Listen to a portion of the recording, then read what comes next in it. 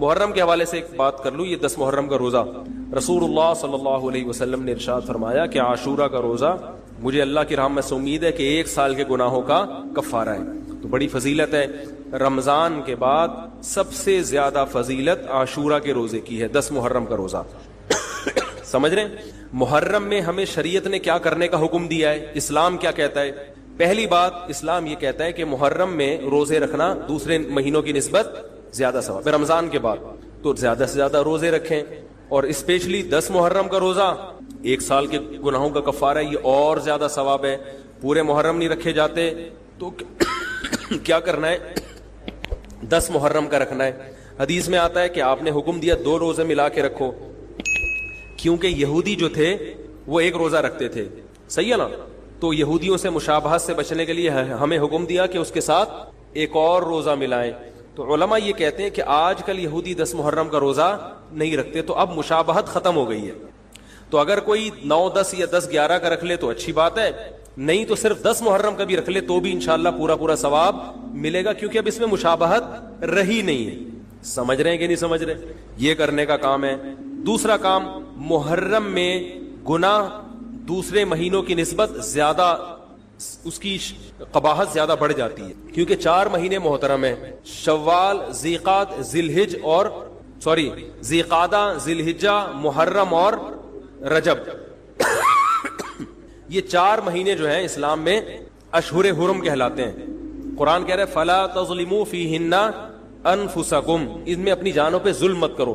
یہ ماتم کرنا بھی تو ظلم ہے نا اپنی جان پہ. تو اللہ نے فرمایا ان 4 مہینوں میں اپنی جان پہ ظلم مت کرو. کسی بھی طرح سے ظلم ہو, جسمانی ظلم ہو, روحانی ظلم ہو. جسمانی ظلم ماتم کر کے بھی ہو سکتا ہے, اور انگاروں پہ چل کے بھی ہو سکتا ہے, اپنے آپ کو پیٹ کے بھی ہو سکتا ہے. روحانی ظلم کیا ہے؟ گناہ کر کا. تو نہ گناہ کرنے کی اجازت, نہ کسی اور طرح سے. عام مہینوں میں بھی ظلم کی اجازت نہیں ہے, نہ اپنے اوپر اور نہ کسی اور پر. تو ان 4 مہینوں میں ظلم کی نوعیت بڑھ جاتی ہے. سمجھ رہے ہیں؟ یہ ایک محرم کی فضیلت ہے اسلام میں. اور تیسری فضیلت جو محرم کی, جو بعض روایات سے ثابت ہے, یعنی جو فضیلت تو نہیں کہیں گے اس کو, جو محرم میں کرنے کا کام ہے, وہ بعض حدیث میں آتا ہے کہ آپ صلی اللہ علیہ وسلم نے ارشاد فرمایا کہ عاشورہ کے دن اپنے اہل و عیال پر دسترخوان کو وسعت دو, اس سے رزق میں برکت ہوتی ہے. لیکن یہ جو حدیث ہے یہ ضعیف ہے, سند کے لحاظ سے پاورفل اور مضبوط نہیں ہے.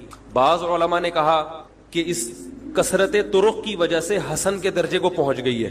ہمارے ہی بعض اکابر علماء کی رائے ہے, علماء جو بر صغیر کے علماء, بڑے بڑے علماء ہیں, میں نام نہیں ذکر کرتا لیکن بہت بڑی اپر لیول کے علماء ہیں, ان کی رائے یہ ہے کہ یہ ضعیف, اتنی ضعیف نہیں ہے کہ بالکل ہی مسترد کر دی جائے, ٹھیک ہے نا, اور تعدد طرق کی وجہ سے درجہ حسن کو پہنچ گئی ہے. علامہ ابن تیمیہ رحمہ اللہ تعالی, جن کو سعودی عرب میں بہت فالو کیا جاتا ہے, ان کی رائے اور سلفی علماء کی رائے, جو سعودی عرب کے العثیمین, بن باز وغیرہ تھے, ان کی رائے یہ کہ یہ حدیث بالکل صحیح نہیں ہے, اور اس کی کوئی حیثیت نہیں ہے کہ دسترخوان کو وسیع کیا جائے اور عاشورہ کے دن کھانا کھلایا جائے. سمجھ رہے کہ نہیں سمجھ رہے؟ لیکن جو دوسری طرف معتدل علماء, معتدل سے مراد میں ان کو برا نہیں کہہ رہا, لیکن وہ انہوں نے حدیث کی جو, اب اگر آپ سندوں کی تحقیق کریں گے تو اس کو بالکل من گھڑت قرار دینا درست نہیں ہے. اگر سندوں کی تحقیق کریں گے تو ایسا معلوم ہوتا ہے کہ علامہ ابن تیمیہ رحمہ اللہ تعالی, جو ہمارے لیے قابل احترام ہے, انہوں نے اس حدیث کو رد. دیکھو اللہ تعالیٰ نے جو ہمیں قرآن میں آیات بتائی ہیں, یہ سب ہمیں اللہ کی طرف کھینچتی ہیں کہ ہم اللہ کے بن کے رہیں, جیسا جیسے اللہ کہہ رہے ویسے کریں, اپنے عمل کو درست کریں. سورہ بقرہ میں اللہ کا ارشاد ہے لیس البر ان تولوا وجوہکم قبل المشرق والمغرب ولکن البر من آمن باللہ والیوم الآخر والملائکۃ والکتاب والنبیین. فرمایا ادھر ادھر منہ کر لینا یہ کوئی نیکی نہیں ہے, اصل نیکی یہ کہ پہلے اپنا ایمان درست کرو, اور پھر وَأَقَامَ الصَّلَاةَ وَآتَى الزَّكَاةَ وَالْمُوفُونَ بِعَهْدِهِمْ, نماز قائم کرو, زکوٰۃ دو, معاہدوں کی پابندی کرو, اور وَآتَى الْمَالَ عَلَى حُبِّهِ, صرف اللہ سے محبت کی بیس پر, ذوی القربى, رشتہ داروں کو پیسے دو, رشتہ داروں کو پیسے دو, والیتامى, یتیموں کو کھلاؤ, یتیموں پہ خرچ کرو, والمساکین, مسکینوں کو کھلاؤ, وابن السبیل, مسافروں پر خرچ کرو. الو نہ بناؤ مسافر کو کہ اس کو کیا پتا یہاں کے ریٹ کا, تو الو بناؤ اس کو, ایسا نہیں, مسافروں کا خیال کرو. تو یہ 4 قسم کے طبقے پر احسان کرو, اور نماز بھی قائم کرو, اور زکوٰۃ الگ سے دو, اور والصابرین فی البأساء والضراء, کوئی پریشانی آئے تو صبر کرو. چاہے وہ مالی پریشانی ہو، فی البأساء والضراء جسمانی پریشانی، وحین الباس اگر میدان جنگ میں لڑنا پڑے تو میدان جنگ میں صبر سے لڑو، اولئک الذین صدقوا، اللہ فرماتے ہیں جن لوگوں کی یہ صفات ہیں یہ ہیں سچے ایمان کے دعوے میں۔ ہم لوگوں نے اسلام کو بھی ایک یعنی یوں سمجھیں کہ ایک فیشن ہوتا ہے نا، مختلف قسم کے موسموں میں مختلف قسم کی ایکٹیویٹیز ہوتی ہیں، محرم میں ہمارے ایک نئی قسم کی ایکٹیویٹیز ہوتی ہیں، ربیع الاول میں الگ قسم کے مسلمان بنے ہوتے ہیں ہم لوگ، ٹھیک ہے نا۔ تو یہ 2 مہینے خاص طور پر ایسے ہیں جس میں یہ 2 مہینے کی جتنی ہماری ایکٹیویٹیز ہیں وہ سب ہم اخپل طریقے سے گزارتے ہیں، جس طرح اللہ اس کے رسول نے بتایا اس طرح سے نہیں گزارتا۔ اسلام میں کسی کی یوم ولادت یا یوم شہادت یا یوم وفات اس کو کوئی اہمیت نہیں دی گئی ہے، اگر دی گئی ہوتی تو سب سے پہلے محمد صلی اللہ علیہ وسلم کا یوم وفات کا دن ایسا تھا کہ اس پہ ہمیں غم منانے کا حکم دیا جاتا، اور یوم ولادت ایسی تھی جس پہ ہمیں خوشی منانے کا حکم دیا جاتا، کہیں بھی نہیں ملتا ہمیں۔ بعض حضرات یہ کہتے ہیں کہ آپ صلی اللہ علیہ وسلم کو خواب آیا تھا جس میں بتایا گیا کہ آپ کے نواسے حضرت حسین جو جنت کے سرداروں کے جنت کے نوجوانوں کے سردار ہیں ان کو آپ کی امت شہید کرے گی، تو آپ بلک بلک کے رونے لگے۔ اس سے بعض لوگ استدلال کرتے ہیں دیکھو غم حسین میں رونا چاہیے، تو یاد رکھو نبی صلی اللہ علیہ وسلم کو جب اطلاع ملی آپ کو غم ہوا آپ روئے، تو جب بھی کوئی غم کسی کو پہنچتا ہے اس کی آنکھوں سے آنسو نکلنا یہ نیچرل ہے، تو ایسی خبر کو سن کے آپ کو رونا آ جائے تو یہ سنت ہے، اس میں کوئی حرج نہیں ہے۔ لیکن کیا ہر سال نبی صلی اللہ علیہ وسلم جس دن یہ خواب آیا تھا تو اگلے سال اسی تاریخ میں دوبارہ روئے، پھر اسی تاریخ میں دوبارہ روئے؟ بھائی جب غم کی خبر ملی تو روئے آپ صلی اللہ علیہ وسلم۔ حضرت جعفر طیار آپ کے چچا زاد بھائی، ان کی شہادت کی آپ کو اطلاع ملی تو بھی آپ کے آنکھوں سے آنسو جاری ہوئے، تو کیا اب حضرت جعفر کے غم میں رونا بھی سنت ہوگا؟ بولو نا بھائی۔ اگر آپ صلی اللہ علیہ وسلم حضرت عثمان کے دور میں زندہ ہوتے اور اس طرح بے دردی سے حضرت عثمان کو شہید کیا جاتا تو کیا آپ نہ روتے ہیں بھائی؟ تو پھر حضرت عثمان کی یوم شہادت پہ رونا بھی کیا ہے؟ سنت ہونا چاہیے نا۔ حضرت عثمان کی شہادت کی نبی کو اطلاع ملی تھی، وہ جھوٹی افواہ تھی۔